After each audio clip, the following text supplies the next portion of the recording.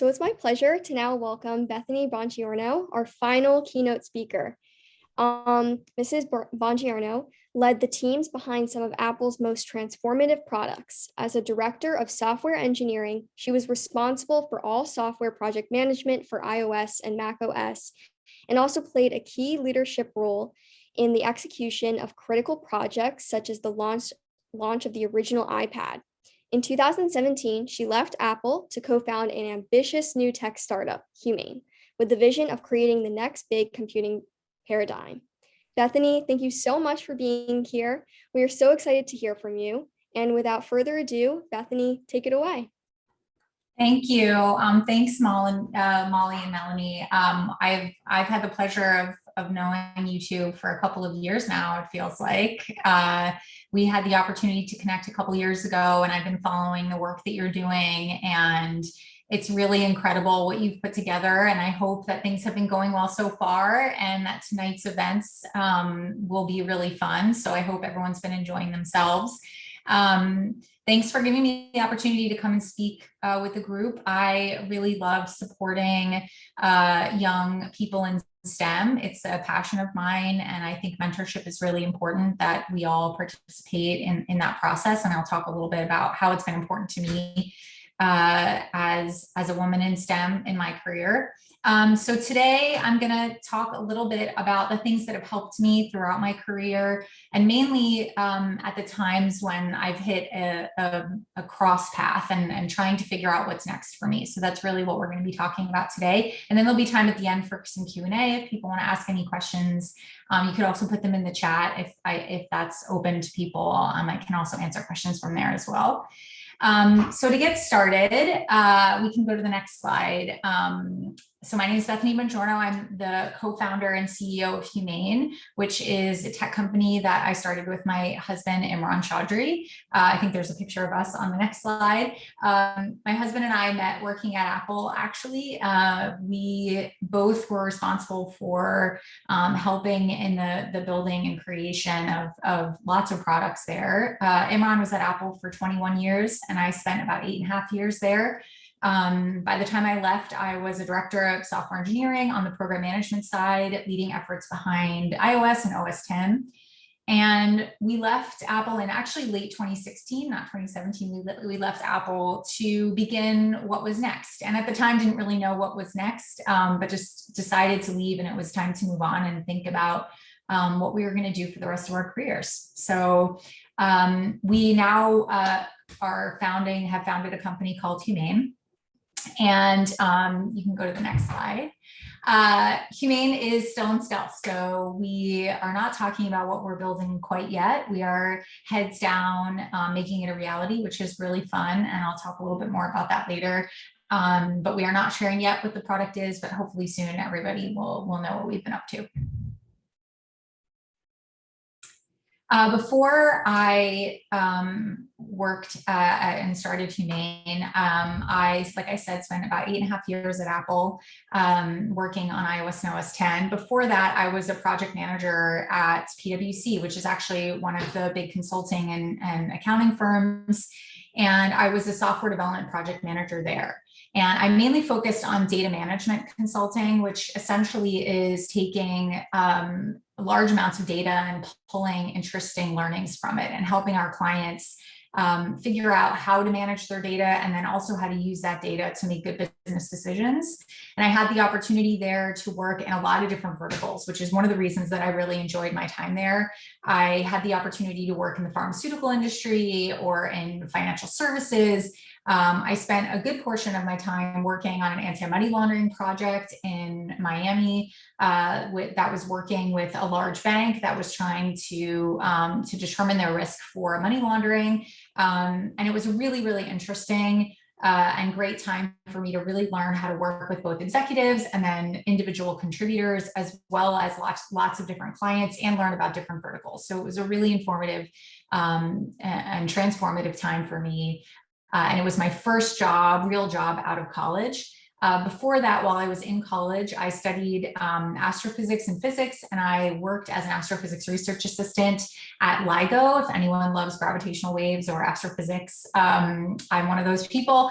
And I had the chance to work at LIGO, which is a really interesting project related to finding gravitational waves or finding proof of gravitational waves. And I also had an opportunity to work at the American Museum of Natural History in New York City, which they have the Hayden Planetarium. If you've ever been there, it's one of my favorite places in New York City.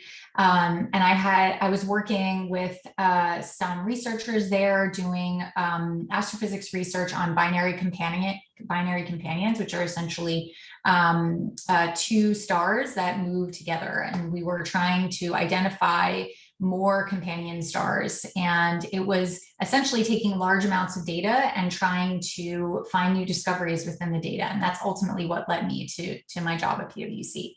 So that's a little bit about my trajectory. I studied physics and math in college, so I don't have a traditional tech background. I am not a CS major. And I think that's really important, especially for people who are interested in tech, to understand that you don't have to go the traditional route. It's really just about studying your passion.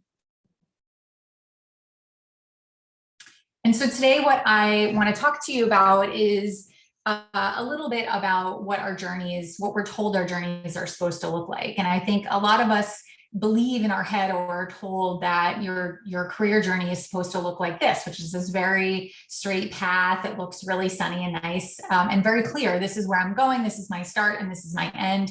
But the truth is that's not actually true.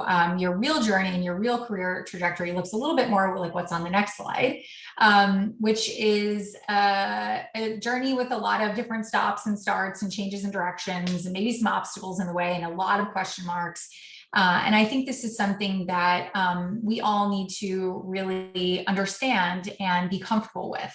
And it's something that was hard for me early on. And now looking back on my career, I've realized that I have done a lot of learning throughout the path. And so what we're going to talk about today is, well, what do I do when I get to a fork in the road? And so the next slide is really what we're going to talk about today, which is when I hit these moments, what are the things that I can fall back on to really help me make a decision when I reach one of these moments. So there are three things that we'll be talking about today that have helped me. And so I thought it would be good to share things that have helped me along my journey, because I definitely have had a non-traditional journey into tech. And these have really helped me both excel, but also remain in the tech industry. And I think that's something that's really important. So the first is joy. And it shouldn't be all that surprising if you know anything about Humane. Joy is one of our 3 values at Humane, and it's something that is really important to me personally, as well as Imran. So first, we're going to talk about joy. And why is joy a really important thing to lean on when you're at these moments of transition or these moments where you need to make a decision about what's next? So I'll tell you a little bit about how it's helped me. So the first story has to do with how I got into physics to begin with. Oh, actually, first, this is one of my favorite quotes and actually is something that's important to Imran and I as well. It's a great quote from Rumi that says, "When you do things from your soul, you feel a river moving in you, a joy." And it really, what it means is, to me, is when you find your passion, when you are actually doing things from a place of passion, that is when you find your joy. And if you can't find it or haven't found it yet, you should just keep looking for it, because that's when you'll ultimately be the happiest and you'll be doing the best work. And for me, this started in New Jersey. I'm from New Jersey. I don't know how many people are from New Jersey out there, but I'm very proud of where I came from. I grew up in New Jersey. My family still lives there. And in high school, I had a physics teacher by the name of Mr. Meyer. Actually, still stay in contact with Mr. Meyer. He was a really impactful person in my life. And I walked into a sophomore physics class in high school, and it was my first physics class I'd ever taken. And he rode into the class on a bicycle. And I remember being completely captivated. And he was telling us, as he was riding the bicycle, he was talking about motion and he was talking about energy. And it was this click, in my head of, wow, this is really interesting. I can understand the world around me, and see the things that I'm learning. And that to me was a really important moment, and a moment where I realized that physics brought me a lot of joy. Mr. Meyer actually was the person who ultimately helped me decide to study physics in college. And I wasn't the smartest student. I wasn't the straight A student that things came naturally to. I think a lot of times we struggle seeing our peers around us just instinctively get things and understand them and excel. I wasn't one of those kids. I had to study really hard. I had to do office hours and extra credit, and it didn't come naturally to me, but I loved it and I found a lot of joy in it. And so he was the person that pushed me to go study in college, to study physics. And I decided to go to NYU and study physics at NYU. And Mr. Meyer wrote my recommendation and was a big influence in my life, and was the one that told me that I should do it, that I could do it. And I think for me, that was really impactful. I was one of probably the only girls at the time that was going to be studying something like physics out of my high school. And he made me feel confident in my ability to do so. So he was one of the first people that helped me find my joy. When I was in New York, I actually ultimately decided to move to California. And this was after I had graduated from college, and I was working at PwC, and I went on a visit to California, to San Francisco, and I was just for a weekend visit, but I fell in love with it. And I decided in that moment that I really wanted to move here. And I didn't really know what I was going to do when I got here, but I picked up the phone and I called my mentor at the time, and one of my mentors at PwC. And I told him that when I had visited San Francisco, that I really loved it, that I was really happy there, and that I wanted to try it out. And he supported me in following that joy and following that dream. And he agreed to advocate for me and get the company to move me from New York City to California. And it was ultimately the fact that I was following this joy from New York to California, not necessarily that I knew where it was going to take me or what I was going to be doing there, but I knew that it was going to be somewhere where I was going to be happy and I would do ultimately the best work. And that's what led me to California and to San Francisco. And I've been here now since 2007. The other moment in my life where I can really follow the trajectory of how understanding my joy and following that joy has really made an impact is when I moved from PwC to Apple. And I was working at PwC in California. I was helping develop software internally for PwC and their clients. And I really enjoyed it. However, the thing about being a consultant, if you've been a consultant or know anyone that is that you ultimately have to hand off the product at some point.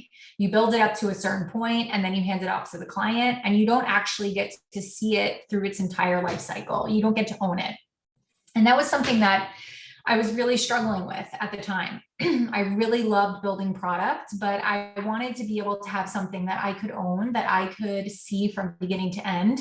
It's really hard to build something and then hand it off and not be able to see the result. And I wanted to be able to see the result. I wanted to be able to see something that I had worked on in the street, get feedback from people, iterate on it. And that was something that I realized when I was at PwC. I had a moment where I said, what's the thing that I love about my job?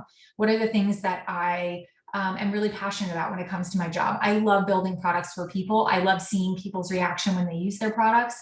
And so I should continue to do that. And that's ultimately what led me to Apple in 2008. I joined Apple in 2008, which was a year after the iPhone had been released and right after the App Store had come out. It was a small team at the time, and I had the opportunity to join as a project manager. And originally, I was put on the iPhone team, and one of my first projects was things like maps. And I don't know if you remember, but cut, copy, paste actually wasn't shipped in the first OSs, or not even the second OS of iPhone OS. It actually didn't come out till the third OS update. So you had to wait 3 updates to even copy paste. And that was one of the projects that I worked on there as a project manager. So I had the opportunity to work on some new things in Safari and Maps.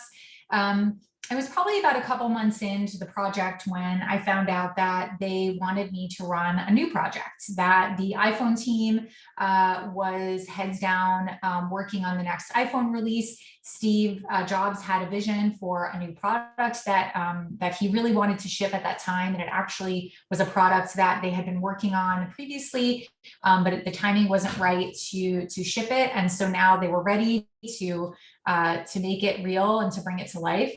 And that product turned out to be the iPad. And they asked me if I would lead the effort on the program side. The funny story about that is that they actually told me that they wanted me to lead a new project, but they couldn't tell me what it was. But I had to make a decision without knowing what the project was, but I had to tell them if I wanted to do it or not. And I was given a day or two to make a decision on whether I wanted to run the project, and that it was going to be very time consuming. I was going to have to be very focused for the next year plus on this project, but I couldn't know what it was. And it may or may not work out. And I decided ultimately to say yes. And I had the opportunity to lead the iPad 1.0 effort on the program side. This is what the original iPad looked like, which looks so old now, but yes, this was iPad 1.0, and this was the project that I led. And actually, I had the opportunity to go to the launch. There's a photo, I think, on the next slide. In 2010, this was me in 2010. I flew out to New York City to be there on launch day, and I actually brought my iPad with me. I got approval to bring it with me. And the funny story behind this is my mom actually met me there for the announcement, for the launch. And I was at the announcement as well, because I was working all weekend getting things ready for the announcement at Moscone Center. And I had the opportunity to be there when Steve announced it, which was really special and a really transformative moment in my life. But this moment here, when I was seeing all these people really excited about this product that I had worked on for so long, really made me realize that my joy was in building products. And I loved building things that I could see people use and that I could get feedback on from people, that they could come up and tell me what they loved or what they didn't love or what they wish was better or what they wish it did that it didn't do. I really, really loved that. And I think this was the moment that it solidified.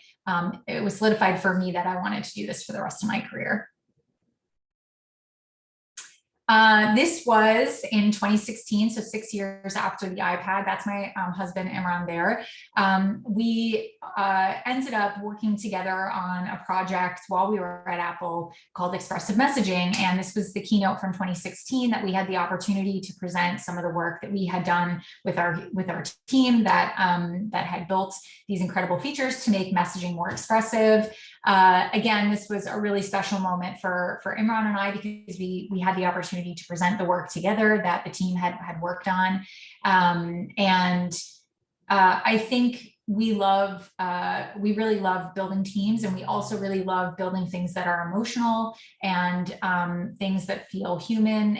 And this was just one example of work that really was important for us to do, that we were really passionate about, and we had the opportunity to share it.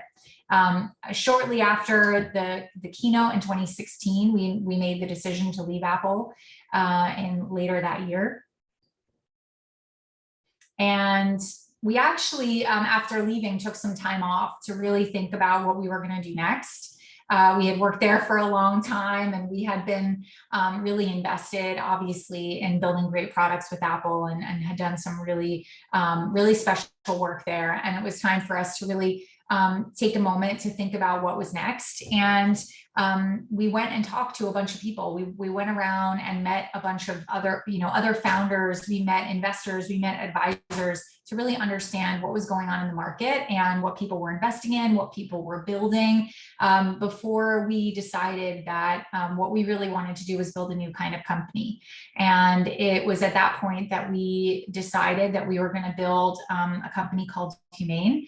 And we actually knew we were going to call it Humane before we even knew what products we were going to build. world. That really started our journey in building a company. And when I think about following my joy from, PwC to Apple to build product, now to Humane, it really was about my love and passion and the joy I find in building teams and building environments, and ultimately building a place where people can be creative and innovative, and build really great products. And something that my husband and I really care about is building diverse teams and creating an environment for people to really take risks and innovate. And that's something that's really special to us at Humane. You can actually click next. These are some photos that it'll run through of us at Humane, and you might have seen these on our Instagram page. We are really proud of the team that we've pulled together. We are about 60 people now, and it's really exciting to be building alongside people who are really passionate about computing, who are really passionate about innovation, and who really care about building an environment that's built on trust, that's built on truth, and that's built on a lot of joy.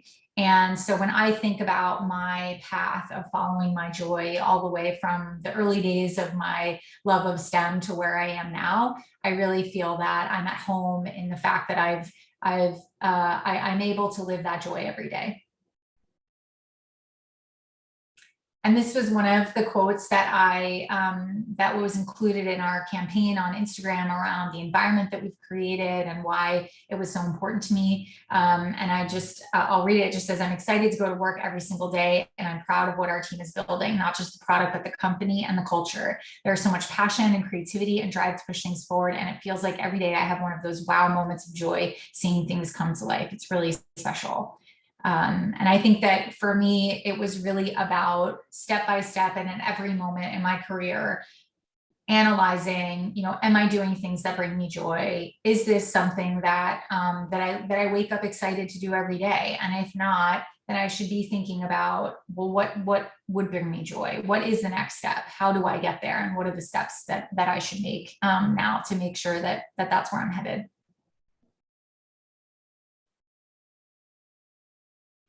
And so my first piece of advice is to follow your joy and to make sure that you're asking yourself these questions every day. And this was actually a quote from Steve Jobs that was really important to me early on in my career. And it says, "If you haven't found it yet, keep looking, don't settle. As with all matters of the heart, you'll know when you find it." And like any great relationship, it just gets better and better as the years roll on. And I see this not only as the definition of my relationship with the work that I do, my relationship with the company that we're building, the relationship with my partner and my husband. But I think that it really is something that I try to strive to do every day. So let's talk about number two. What is number two? Number two is mentorship.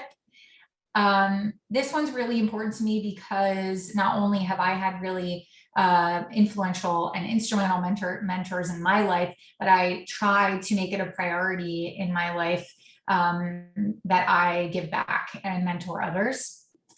And so I'll tell a couple of stories about how mentorship has been really helpful to me and ways that you can also be a mentor to others.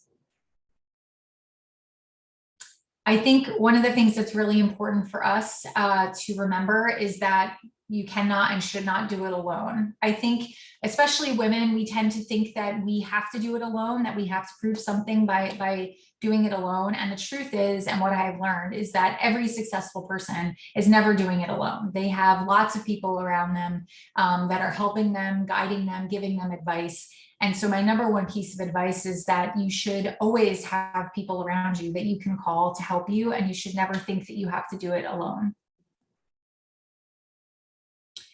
And I think a lot of times we don't know what mentor means. We struggle with what is the definition of a mentor. So let's talk about what a mentor is. A mentor is an experienced and trusted advisor. But the truth is, a mentor can come in a lot of different forms. I think for the most part, we struggle with thinking that we have to have one mentor who's our mentor for our entire career, or perhaps even our entire life. But that's not true at all. We also tend to think that they have to be everything, that our mentor has to provide us guidance on all of the things that we're struggling with. We think that they have to be the cheerleader, the person who's cheering us on, telling us we can do it. We think that they have to be the connector, the person who's connecting us with the right person to talk to or helping us to network. And they have to be the educator, the person who's teaching us what we should be doing every step of the way, or the person who's advocating for us in the room or when we're not in the room, or the person who's challenging us, who's asking us the hard questions and making sure we're thinking through things, or the ideator, the person who's helping you think about big ideas, and maybe your brainstorm partner. But the truth is that your mentors don't have to be all these things. In fact, they're going to be maybe only one of these things. You might have one person who's incredible at being your cheerleader, who, when you're knocked down and feeling like you can't do it anymore, is the one you pick up the phone and they just cheer you up and they say, you got this, you can do it. It might not be the same person as the person who's your advocate or the person who's connecting you. And so what you should have is a roster of mentors that are helping you do all of these things. And I think we shouldn't put so much responsibility on one person to be all of these things. And that's something that has really helped me in figuring out, how do I build a team of people to help me and to support me. The other thing that I think we struggle with sometimes is that we think that mentors need to be for your entire career. And in fact, that's not true. You actually can have mentors that are forever mentors. And I of course have some of those, but most of my mentors are only for a moment or maybe a chapter of my career. I've had mentors that have been mentors for me for 5 minutes, not even, a full day, just people who have been there when I needed them in that moment to tell me, like, you can do this, or here's my piece of advice. And so my ask of everybody is to make sure that we're looking at mentors in this way, that maybe there's a mentor who can be someone for a moment or a chapter. Maybe there is someone who can be a mentor forever, but as you grow and change, your needs are also going to change. And also for you giving back and being a mentor to others, it's important that you are there for a moment for some people, or maybe a chapter, or maybe their whole career. So I think it's a really good way to frame what mentorship looks like. My mentor, as an example, in high school, Mr. Meyer, was really amazing for that chapter of my life. In high school, he was really instrumental in getting me to where I am today by pushing me to study physics. One, by sparking the joy of physics in me, but also by helping me and pushing me to ultimately study physics in college. But he's not someone I call now for advice. And actually, once I went to college, we didn't talk after that regularly, but I still keep in contact with him. But he was an incredible mentor for that moment. When I was at Barnard, I actually transferred to Barnard after 2 years at NYU. And ultimately, I did that because I was trying to find the best environment for me to study physics. And I felt like Columbia and Barnard were the best. And I left NYU after 2 years to go there. And at Barnard, I had a huge group of people that I really leaned on to help me through studying physics at Columbia and Barnard. I had my teachers, I had my peers, I had alumni who I reached out to often. And I really created a network of people depending on what I needed at any given moment. And at PwC, my mentors took the form of advocates. It was really important when I got into the workplace that I had people who were advocating for me, who understood my dreams of what I wanted to do there and what I was driven to do, and then were able to advocate for me when I wasn't in the room. And I found those advocates in 2 partners that I worked with at PwC, both as an intern and as an associate and senior associate there. They were 2 partners, one in the health services space and one in the financial services space. And they were 2 partners that I still keep in touch with today. And in fact, I just did a talk at PwC a couple of months ago for women associates, because one of my mentors, a man named David Wysocki, he's a partner at PwC, and he was a huge advocate for me. And he actually helps run a group that helps women within PwC. And for me, it really is important that you seek out advocates. You seek out the people who care about supporting women in the space. And it turns out there's actually a lot of men who want to do that, who are really strong advocates and supporters. And so that's a great option, as well as women. I just encourage you really to make sure that you're finding somebody who can make sure you're getting all the best opportunities and give you advice and guidance. And these are two people that I still keep in touch with today. And like I mentioned before, these advocates were people who at PwC helped me move from New Jersey to California. They were people that I called up and said, I really need to make this move and I would really love your support. And can you help advocate for me to make this happen? They did, because they knew I was a hard worker. They knew that I was passionate about my job. And they knew that it was something that would ultimately bring me a lot of joy and ultimately make my work even better. And it was a great opportunity, and my advocates made it possible. And when I left PwC, I called my advocate and my partner at PwC, and I told him that I had gotten a job at Apple. And this was a really important lesson in my life. And I share this with you because I think it's important to remember that sometimes your mentors are not always right. I called my advocate and my mentor and I said, I got a job at Apple and I'm going to take it. I'm going to go. It's working with the iPhone team and I'm going to have all these amazing opportunities. And my partner said, this is a really bad decision. You shouldn't do it. You're not going to have a life. You're going to have to work so many hours. You aren't going to be able to have the life that you want. And it's going to be all or nothing. And you're going to lose a lot of who you are. And it's not a good decision and you shouldn't do it. And I told him that I heard him and I respected his perspective and he may be right. I said, you may be right. You may be right that I'm going to have to sacrifice a lot to do this. But it is the right thing for me. It is what I want to do because I want to learn and grow, and it's the right time in my career to do it. And so I'm going to take the job, and I respect what you have to say, but I think this is the right thing for me. It turns out he was partially right. It was really, really hard. I had to sacrifice a lot, but it was really important for my career at that moment to take that jump. And I still tell him to this day, he was probably right, but he also was wrong in a lot of ways for me personally, and that's okay. But it's always good to have people who are giving you different perspectives.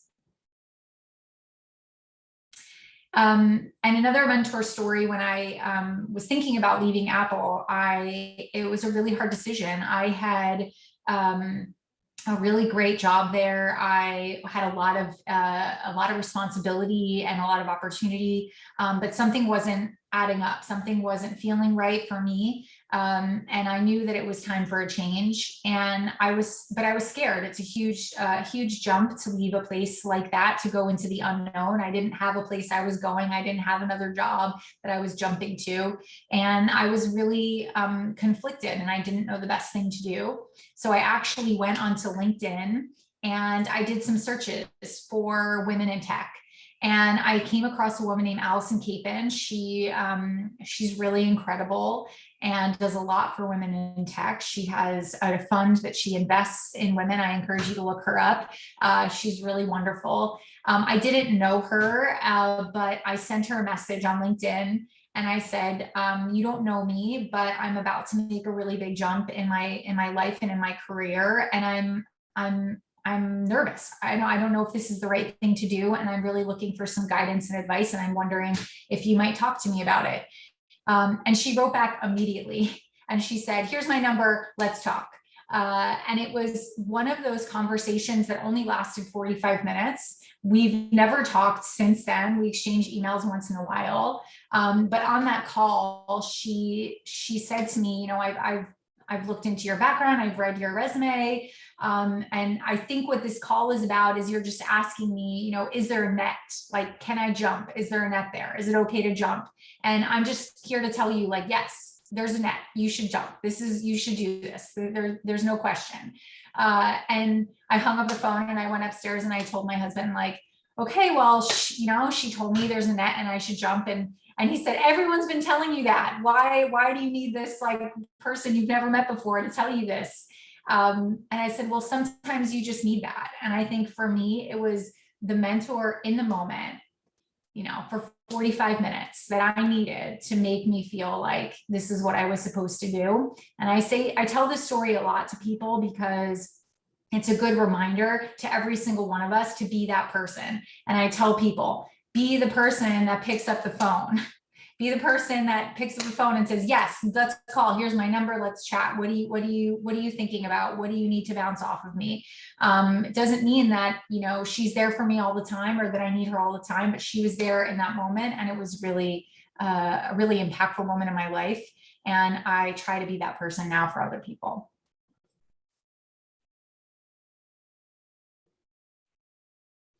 And I love this quote by Oprah Winfrey. It says, a mentor is someone who allows you to see the hope inside yourself.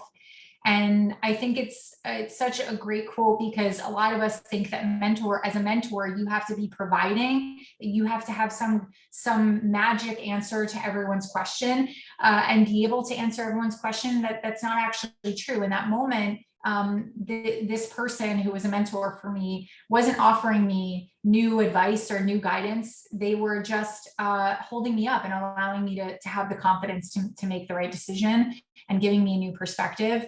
And so I think this reminds me every day that everyone has the opportunity to be a mentor, everybody. And I think that's really important. So my action here is just a reminder to find your mentors, seek them out, but also to be a mentor. And again, it's something that I try to do as much as my schedule allows, because I do think it's really important, and it's how we keep underrepresented people in tech is by being that person that picks up the phone. Number 3 is beginner's mind. Beginner's mind is something that's actually been really important to me, and is something that we actually talk a lot about at Humane, the fact that it's important to remain curious. And we'll talk a little bit about what beginner's mind means. So beginner's mind is having an attitude of openness, eagerness, and lack of preconceptions when studying a subject, even when studying at an advanced level, just as a beginner would. So really what it means is remaining curious, remaining open, and it's something that has really helped me at every point in my career. It even helps me today. When I was thinking about leaving PwC, actually, before I ended up at Apple, I decided that, you know what, I'm going to go get my MBA. That's what I'm going to do. That's what I'm supposed to do. I don't really know what I'm doing in my career, but I feel like the MBA is the next step. And so I decided I was going to study for the exams and I was going to apply. And I spent a ton of time studying, applying. But what ended up happening was not what I had hoped. I got an interview. I applied to Berkeley and Stanford. I got an interview at Stanford and I was really excited. I thought, okay, this means I'm in. Like, I've got an interview, I'm going to get in. At this moment, had only been out of college, maybe 3 years. I had only one job. I had worked at PwC, that was it. So I got an interview at Stanford, and the woman who interviewed me was a fantastic woman. She worked at Bain, and I met her at her office. And I sat at the table, and she looked at me and just said, you know, what do you have to offer? Like, what are you bringing to the table? And I said, well, and I tried to explain myself, and she said, well, you're going to be in a room with Fortune 500 CEOs, founders, executives. You know, you've been out of college 3 years. You've worked at one place. Like, what are you bringing? And I ended up not getting in, and it was a really hard moment for me. Obviously, I thought this was the right path. I thought this is where I was supposed to go. And I remember being really upset. I felt like I have no direction now. I don't know what I'm doing. And so then I turned that emotion of being frustrated and let down, and I turned it into passion to learn. And I said, okay, I didn't get into my MBA. I know what I'm going to do. I'm going to go get my PhD in building and shipping products. And so my rejection from business school ultimately led me to go to Apple because I, in some ways, was really driven. And I said, you know what? I didn't get into my MBA, but I'm going to go get my PhD and I'm going to learn as much as I possibly can about building and shipping products. And so when I started at Apple, I began with the mindset of I'm going to learn as much as I possibly can. And this photo is actually from my interview process at Apple. I found it actually when I was leaving, but this was my interview notes that I wrote to myself when I was interviewing. I told myself to be accessible and informed and respectful and generous and accurate and proactive and responsive and present and professional. I don't know how many of you do this, but I write down and manifest things that's really important to me. I write down what my goals are personally and professionally. It really helps me even at Humane. I do it a lot. These are things that I was reminding myself that I'm going into this being really open-minded. I'm going to work as hard as I can. I'm going to be as open as I possibly can to learning as much as I can. And I think it really helped me be successful there. It was, I think, one of the big reasons I had a lot of opportunity come my way because I was determined to just learn and share as much as I could. And at Humane, as you could imagine, I am the co-founder with my husband. I'm the CEO. I've never been a CEO before. I am learning every single day. It is incredible. I love being in that type of environment. I tell everyone who comes to Humane that we're going to learn together. It's okay that you're doing something maybe you've never done before. I've never done this before, and we're going to learn and grow together. And it's a really fantastically supportive environment for that reason. And I seek out advice and guidance, and I become more and more comfortable in that state of forever growth, which I think is really important. I recognize that my job is changing every day, and it's going to continue to change as the company grows and we start getting further and further along on our journey. And I've become really comfortable in that state of constant curiosity and constant growth. And I think that it's something that is a really good muscle to continue to build. And this is something that for me has always been really important when it comes to beginner's mind. I feel it's important that we constantly seek out opportunities and people that help you level up. You want to surround yourself with people who are pushing you to learn more, who are pushing you to do more and do better. And it's something that is really important to me. I enjoy being around people who are smarter than me. I like to not be the smartest person in the room. And I think that that is a way that you can ensure that you're constantly going to be growing and leveling up. So those are my three tools that have really helped me, that even today, that I fall back on when I'm thinking about making a big decision or how I'm going to handle a certain situation. I think about joy, like where is the joy? Where am I feeling joy? I think about mentors. How can I reach out to a mentor in this moment, or perhaps be a mentor in this moment, the right mentor? What kind of mentor is this person looking for? Do they need me to be their advocate? Are they asking for me to be their ideator? And really trying to be that person that they need in that moment. And also for me to seek out my mentors and think about what I need in that moment. And I constantly am reminding myself to be open and curious and in a constant state of learning. And so as a reminder, this is what our paths look like in life. And this is how it should look. This is how we should imagine what our journey looks like. Of course, there are some people who have that straight path. They know exactly where they're going. They have one straight path, and that's fine. But we have to embrace that, that this is okay, and this is right, and this is how we ultimately continue to learn and grow. And so I hope when you hit one of these moments in your journey that you fall back to one of the 3 tools that I shared today, or maybe even you'll reach out and I can help.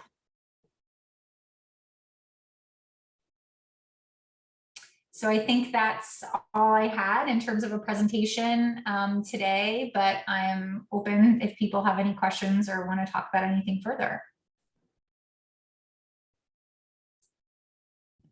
Awesome. Thank you, Bethany. That was such an empowering and uplifting and inspirational talk.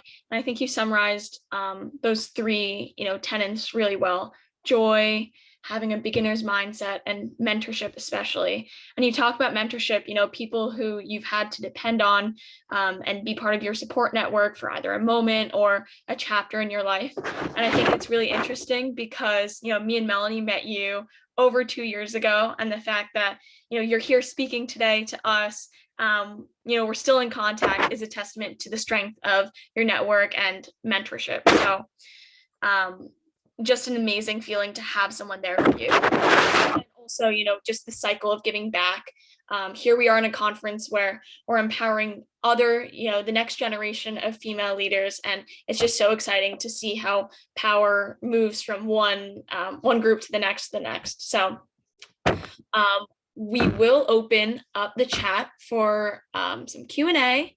And if you guys have any questions, you can message either me and Melanie, and then we will direct Bethany's way. But as the questions trickle in, I have a question personally for myself. Okay. So I know you joined Apple pretty relatively early on, right? Maybe in its early startup stages, or just beginning as a company, and you saw it scale pretty significantly, becoming millions of users and essentially a household name. So how do you think that experience of scaling a startup from a small team of maybe 10 people to that huge number motivated you to kind of leave Apple and start your own enterprise? Yeah, I think, I had the opportunity to really have a lot of learning through that process, meaning I saw some things that worked really, really well in terms of scaling teams and scaling product. And then we had a lot of failures, right? Everybody has failures, and I learned a lot in the process. And so now I have the ability to, as we're building Humane, thinking about what has worked well in the past for me and our teams. What are the things that we want to replicate or that we feel are important in terms of how teams feel, and where are there opportunities to do things better? And I think for us, our values, which we have at Humane, we started early laying the foundation of the values, and we did that because we recognize that we want to build a company first. The products are important, and obviously we're building some really exciting things. But everybody who joins Humane joins the company without knowing what the product is. And that's because we want to spend most of the time talking to them about the values of the company and what we want them to be advocates for when they join. I think I know personally that the best products come from the best teams, and that when you build something in a team that has a ton of trust and a ton of joy and a ton of honesty and truth, that ultimately the customers will feel it in the products.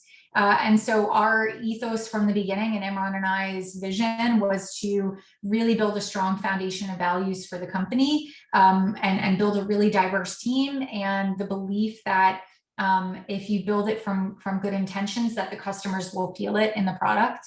And I think it has really shown in the work that we've done as a team. So, and a lot of that is built off the learnings of our careers and what we've been through, both him and myself, and obviously all of our team members who are part of building the company. I tell people when they join Humane that we're asking them to do 2 things. We're asking them to be a part of building the products, obviously, which is really exciting, but we're also asking them to be part of building the company. And both of them are equally as important.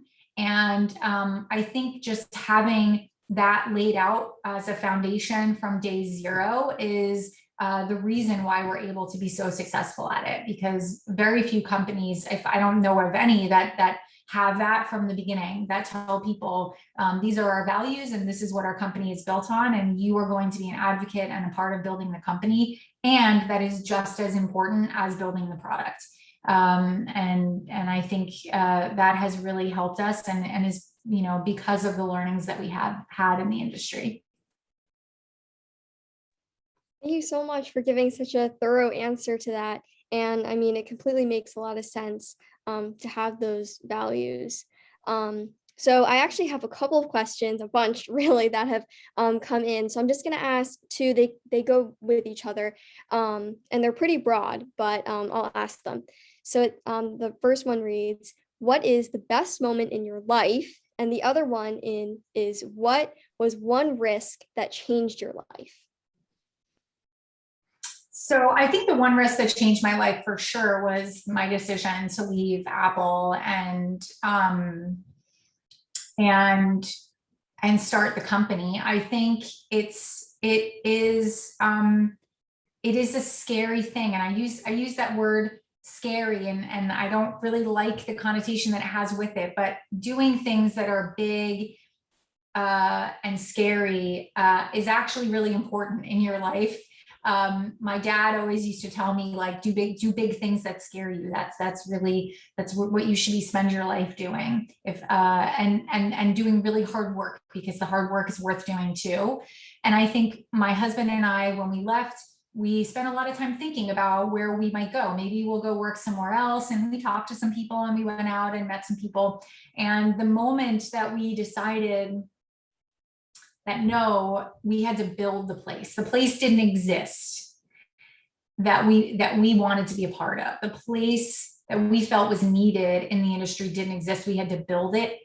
The moment that we decided, him and I together, okay, we're going to go all in. Like, we're not this, because we go all in on everything. We're going to go all in, and we're going to, invest our own money. And I mean, we self-funded for a long time. The moment that we made that decision that we were going all in to do that, it was a scary moment, but we knew it was the right thing. And we knew that we were capable and that we were going to be successful. And so that has definitely changed my life, and it's been the best journey ever. But I'm not going to lie and say there wasn't some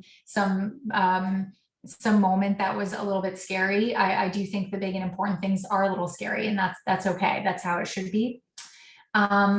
The best moment in my life, I would say that right now at Humane, because there are so many exciting things happening, I feel that we are hitting these milestones as a team that I have like a pinch myself moment, once every month, it feels like, where Imran and I just look at each other and say, wow, I can't believe that we're here. This is so incredible what this team has done, what we've built as a company, the culture that we've built, the values that we're upholding every day, and the product and where it is. So to me, I feel like I have the fortune of having a lot of those moments, which is really exciting. Awesome. Yeah, I only have one question. So Melanie, if you want to ask a few more, and then we can reach mine after. Yeah, so the next one that I have here says, can we reach out to you anytime later on in the future? And what's your contact info? Yeah, so I typically use LinkedIn or Twitter. I have people reach out to me in either of those places. Okay, awesome. This next question is, what was your favorite thing about being at Apple? I think my favorite thing was I really had the opportunity to learn from some great people. I got to see what it meant to ship product at scale, which is, really important. I got to learn a lot in that process. I think some of my moments, when Steve was alive, were really, are moments that I'm going to think about a lot for the rest of my life, that were really, impactful in terms of how I see things and how I want things to be at my own company and with Imran and I, and how we're building it. that have really changed the way that I view things. And I think I loved, and I still love, being out there in the world and seeing people use the product. The first time that I got to see people with their iPads, as an example, it was really special, and it's an addictive thing that you want to do over and over and over again. So those moments are always going to be really special. Yeah, definitely. I completely see how that, becomes this moment of appreciation and just this moment that will probably stick with you for your entire life. Mm-hmm. So we do have another question, which is, how do you think your physics background comes into use now as a tech CEO? That's a good one. I get that a lot, actually, because a lot of times women reach out to me curious about what to study in college. And one of the biggest questions I get is, well, is my college major going to dictate the rest of my life? The answer is no. If anyone tells you otherwise, like, don't listen to them. The answer is no. What you should be studying in college is the thing that you love and you're passionate about, and you will be great at it. If you love it and you're passionate about it, you will be successful. My physics background, obviously some of the physics itself is really helpful when we're building new products, of course. But really how my physics background helps me is around the systems level thinking, how I break down problems. I love solving problems. It's actually maybe too much. I enjoy thinking about really big problems, breaking them down into small, but bite-sized chunks, and saying, okay, we have this really big goal, or we have this really big thing we have to solve. How do we break it into chunks that we can digest? And steps. And so it's a running joke. Actually, people make fun of me because I'm always saying, like, well, what's the next step? What's the next step? What's the next step? I see things as step functions where we're literally trying to take this gigantic thing and break it down into the steps to get there. So I think that type of problem solving and analytical thinking has really helped me. The other thing is I love research. I love data analysis, and I love data gathering. I will obsess over a specific topic and really try to understand it as deeply as I can. Whether it's the people that are going to be in a meeting, let's say we're going to have a meeting and I want the meeting to go really well, I will take a lot of time to understand who's coming in for the meeting, a little bit about who they are, about what kinds of questions they might ask. How can we be prepared to have the best and most successful conversation? And so I think a lot of that comes from my research background. So that has really helped as well. Awesome. It's really cool to hear about how you can kind of take away so many different things from all these different experiences, and how you said kind of before, having this path, it doesn't have to be so straightforward and linear. You can really learn so much throughout all different types of opportunities. So I do know we are a little bit over on time here, so we can kind of wrap it up. And, I just want to say thank you so much on behalf of the EntrepreneuHER team, from all the attendees here, of course, as well. You had a really incredible keynote. We loved all your answers to the Q&A, and it was just a really empowering message, and really great to hear about all the different twists and turns, and, about your own personal journey. And your cycle of mentorship too. So we're so happy that you joined us this year. So just a big thank you. Well, thanks for having me. I'm so proud of the work that you all are doing, and I'm inspired by what you are doing for women in tech. So thank you for doing it, and I'm excited to hear how the rest of your night goes. Yeah, awesome. So since this was our final keynote, we're now going to be entering the judging period.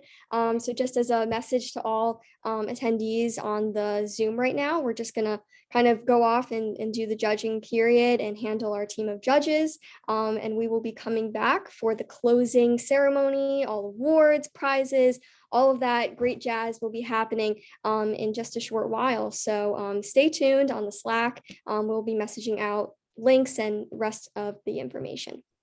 So good luck, everyone. Have fun. It was good to see you.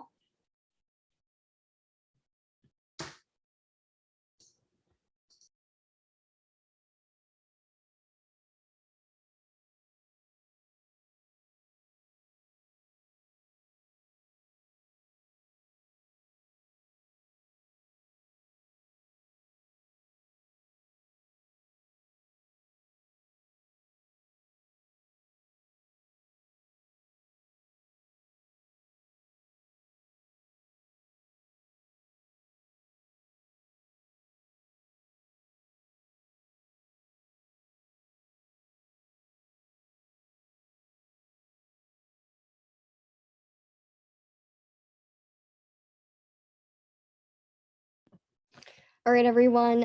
For our remainder of attendees that are on the Zoom, we will be turning the Zoom off just so that we can commence the judging period.